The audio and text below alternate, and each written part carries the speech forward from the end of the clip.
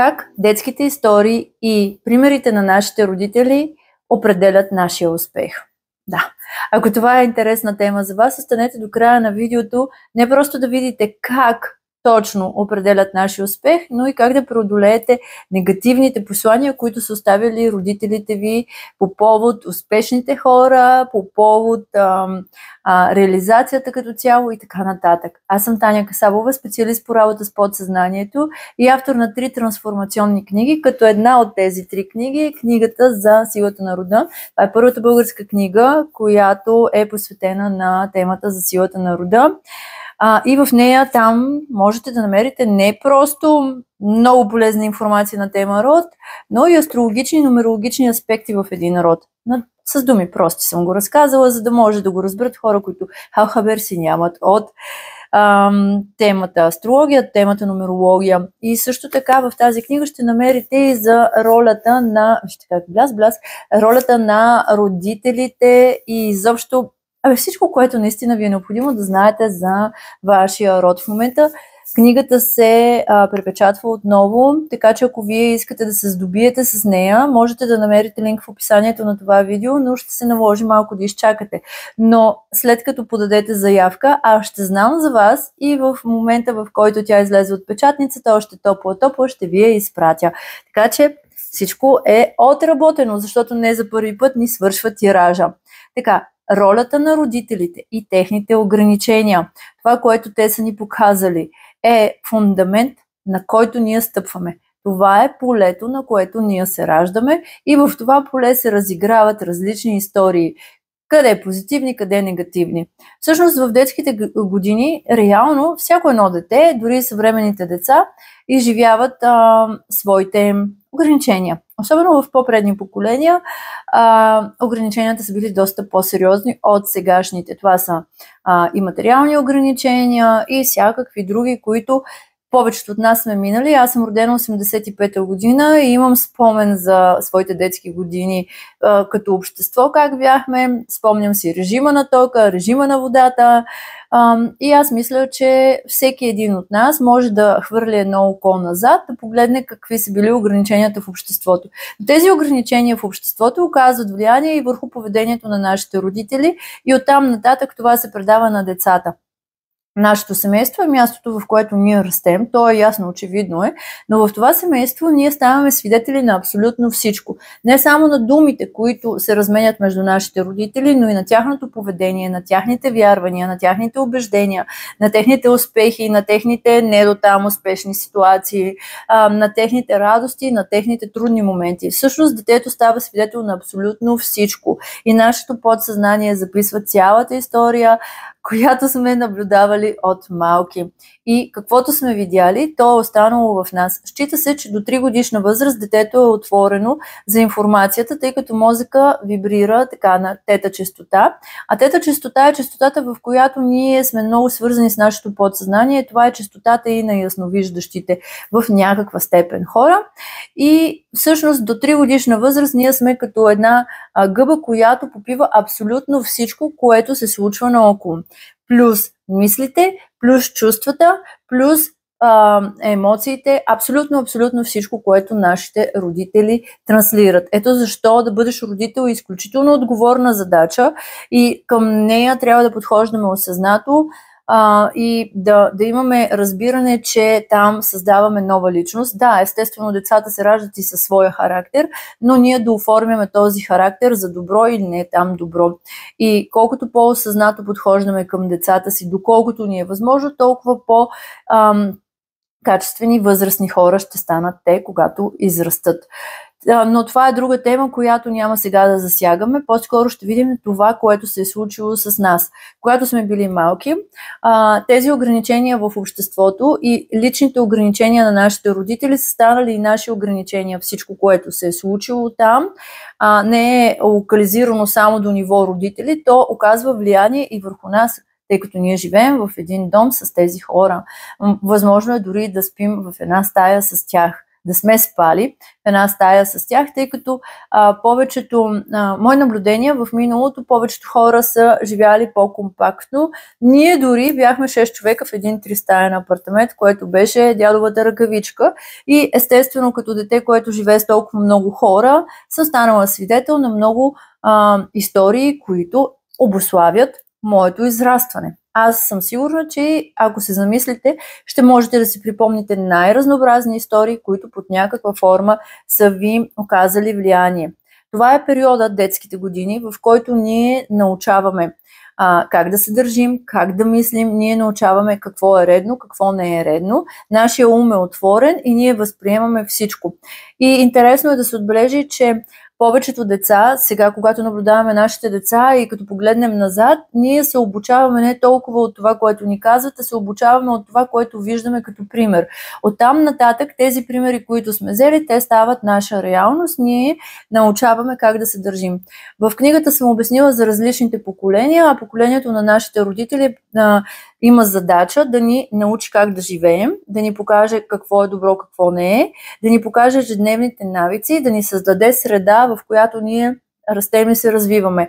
И понякога на родителите им е изключително трудно. Понякога родителите са ни жертва на жертви, понякога родителите ни обаче са и безотговорни и просто са ни създали, защото сме се случили. Така, разбирате ме какво искам да кажа, а не защото много са искали.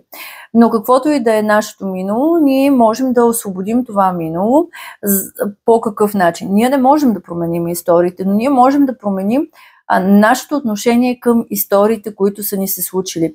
Възможно е родителите ни да са ни ограничавали, да са ни наказвали, да са раздавали шамари, да е играл Петко Топалов, ако си спомняте, да са ни заплашвали с турбалан и така нататък. Възможно е всичко, което един човешки ум е способен да измисли или на автопилот едно човешко същество да направи.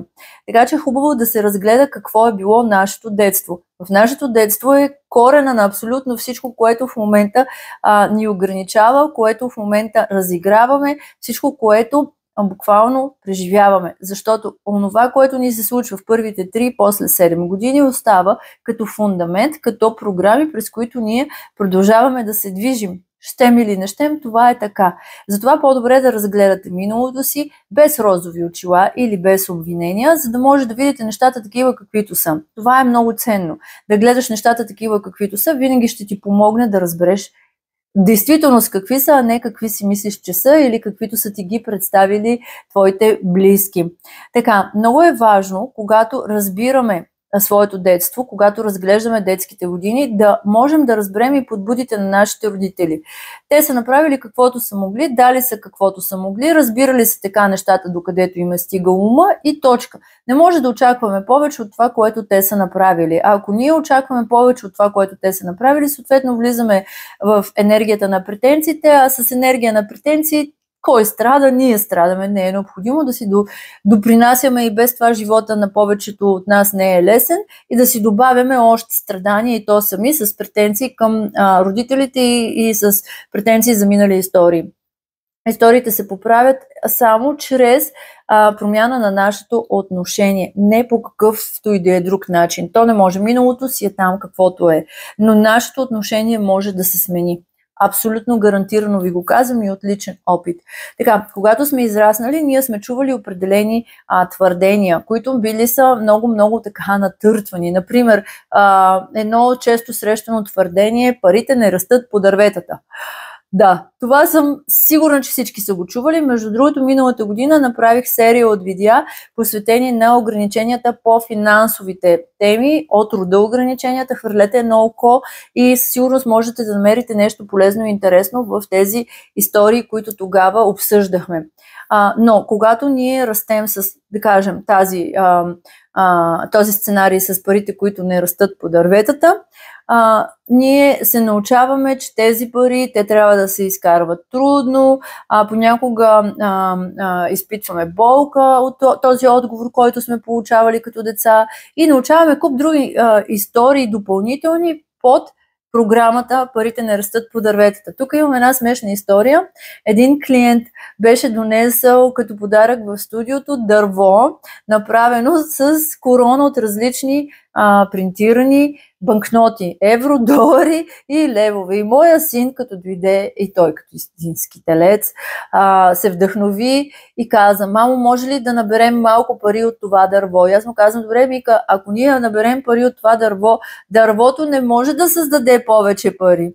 И обсъждахме точно тази програма, как си го имаме като отговор парите да не растат по дърветата. Не, те не растат по дърветата, но ако нашите родители точно това са повтаряли, в нашето подсъзнание се е създавало нещо, което ние повтаряме по-нататъка. Или възможно е да сме чували критика към съседите или към наши роднини. Възможно е да сме виждали колко им е било трудно в професията, в кариерата. Всякакви възможности има тук. Като цяло родителя ни задава стандартите на тема финанси, на тема отношения, на тема професионално развитие и на тема отношение към своето собствено тяло и здраве. И ние копираме всичко това, просто защото сме расли в тази среда и сме станали свидетели на всичко това. И тези програми, те остават на подсъзнателно ниво и оттам нататък ние ги повтаряме. Къде е съзнателно, къде е безсъзнателно. И много хора казват: "Аз никога няма да бъда като родителите си", но в крайна сметка се оказваме точно като родителите си, просто защото нашето подсъзнание е запаметило това, което те са ни показали. Колкото и да се съпротивляваме и да отхвърляме това. Тук какво можем да направим и как тези програми биха могли да се трансформират?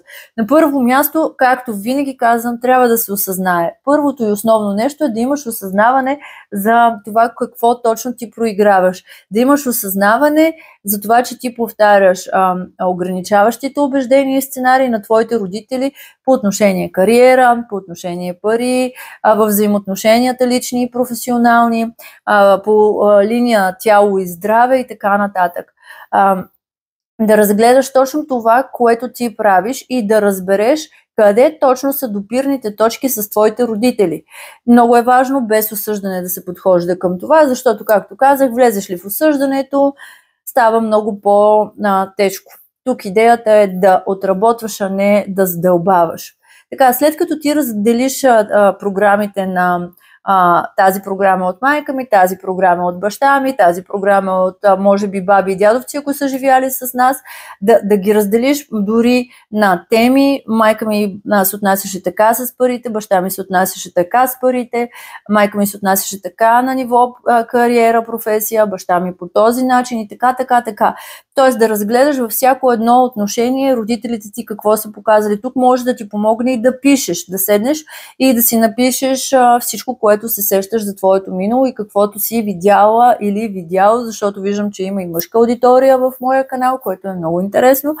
Но да разгледате и да си опишете абсолютно всичко, което се сещате. И след това да видите в каква степен, до каква степен го повтаряте това. Възможно е да го повтаряте чрез отхвърляне. Възможно е да го повтаряте буквално чрез копи-пейст. Абсолютно безсъзнателно каране на автопилот. Но е важно да ги разгледате, да ги осъзнаете. Друго много важно нещо, когато работите с програмите, е да разберете, че те не са добри или лоши. Те са просто програми, които са наработени в определени обстоятелства. Да, те могат да изглеждат като негативни, и да, те ще действат като негативни, ако противоречат на нашите убеждения, но всъщност те са такива, каквито са. Те служат за нещо. Ако парите не растат по дърветата, това убеждение на нашите родители е служило за нещо. Например, те по този начин са съхранявали ресурсите си от различни разходи. Излишни. Разбирате ме. Така.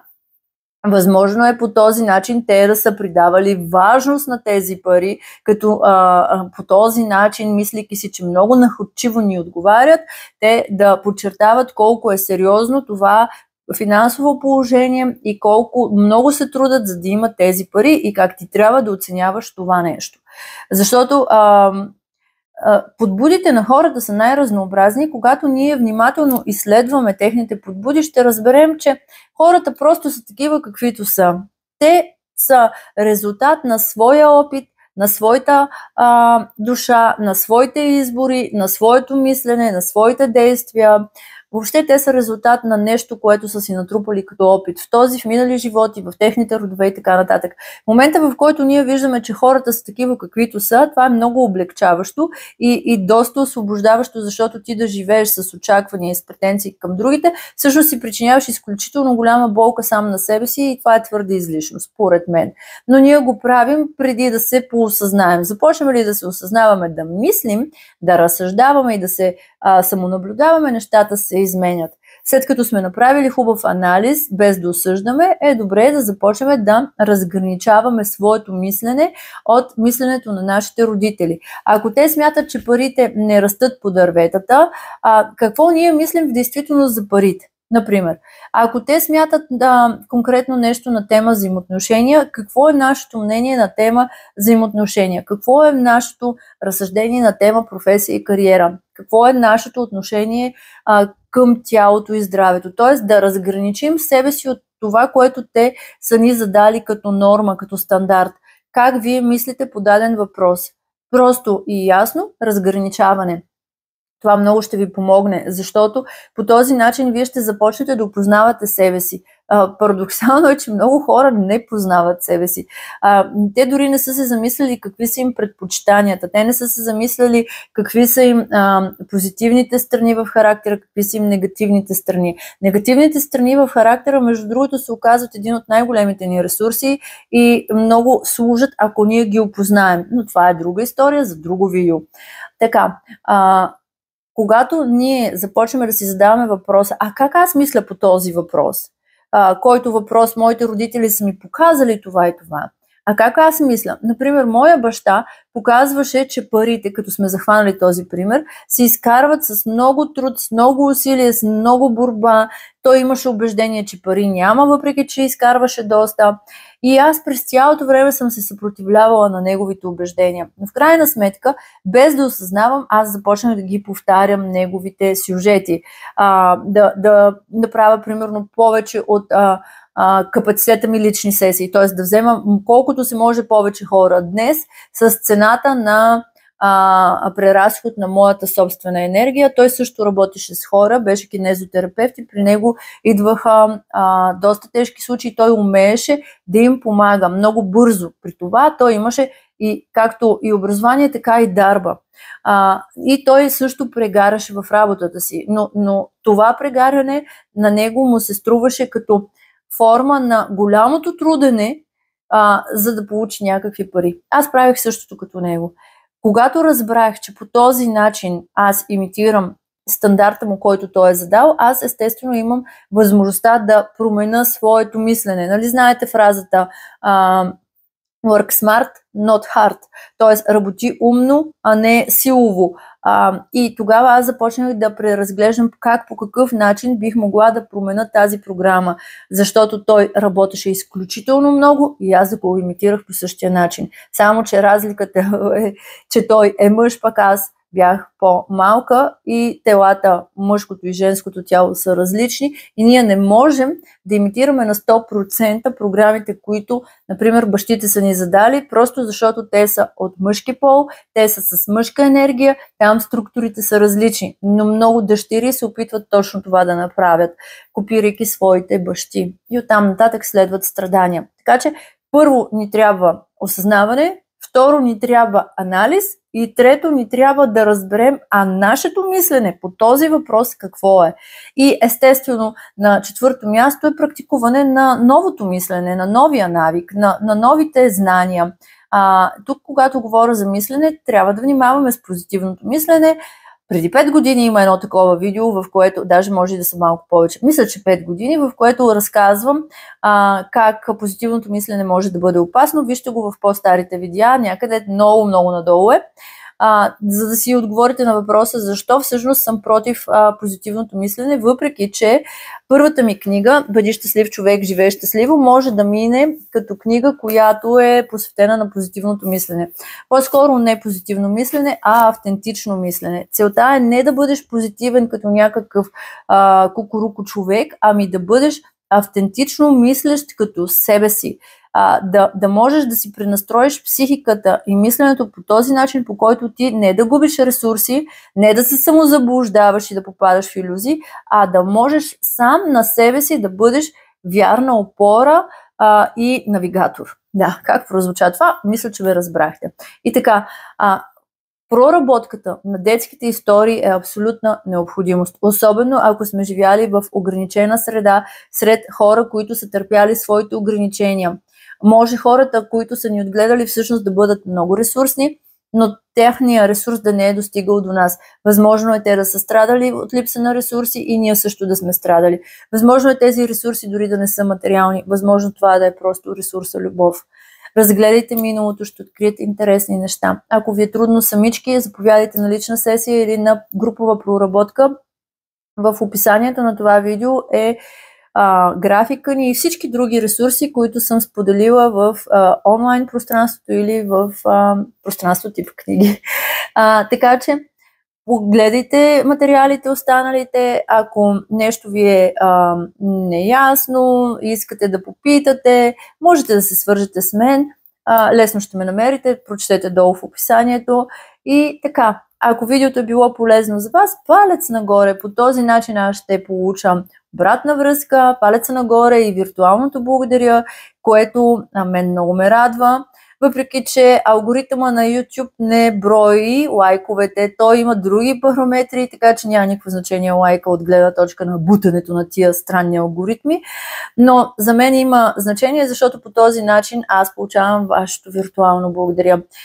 Ако не сте от хората, които сте се абонирали за канала, направете го с камбанката, за да получавате известие всеки път, когато качвам ново видео, а това е понеделник и четвъртък, така че да, от този тип видеа, провокативни, каращи да се замисли човек, даващи прости насоки. Хайде, до скоро в следващото видео. Чао!